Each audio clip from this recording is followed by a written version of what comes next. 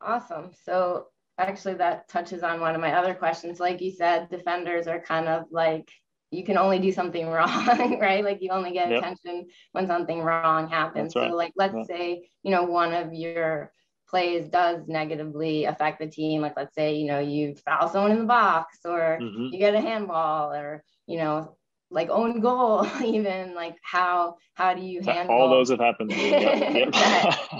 those kinds of situations? Like how do you kind of like, how does the team handle it? How do you handle it personally? Because those are obviously like very difficult situations, and you don't kind of get to redeem yourself with a goal or that kind of thing. So well, you try, but that's true. It's not that easy. I think there's been some defenders. I know Steve Birnbaum scored this year, so definitely some defensive goals. But no, again, it's part of the job. I mean, we understand that. Yeah, if we do make a mistake, it's highlighted because there's no one there to save us. Maybe besides the goalkeeper, but usually when a central defender makes a bad mistake, it usually leads to a goal. And no, I think again, it's part of knowing that position requires the maturity to move on from a bad mistake, especially when there's a lot of time left in the game. I've made really bad mistakes in my career. In the first minute of the game, I've made a bad mistake in the 90th minute of the game.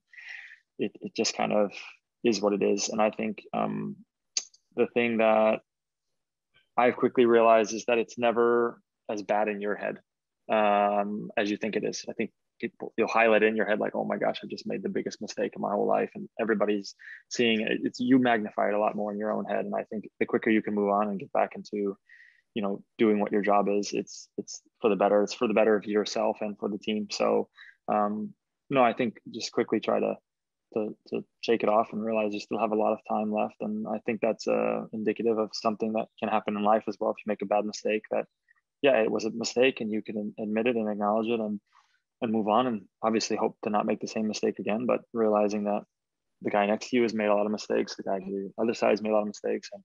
And it's like I said, it's also part of like where I am as a person and also in my life. And I have to be in a mature position constantly. I can't sit there and sulk, and I can't sit there and feel bad for myself. And no, I think I have people who are looking up to me, younger players or players next to me, that expect me to just recognize that it was a mistake and move on. So hopefully it doesn't happen a lot, because it's not easy to consistently have those mistakes or whatever. But it's something that as professionals in our workspace, we all make mistakes, and I think it's just I think it's important, like I said, again, to keep to acknowledge it, because if you just don't have the accountability factor, then that's worse. I don't like people that aren't accountable for their mistakes, where they're always looking to point. And just be brave and don't be shy and say it was my mistake. And I think the accountability factor is something that really also brings a lot of respect from other people when they say, yeah, wow, he owns up to it and he's ready to move on. So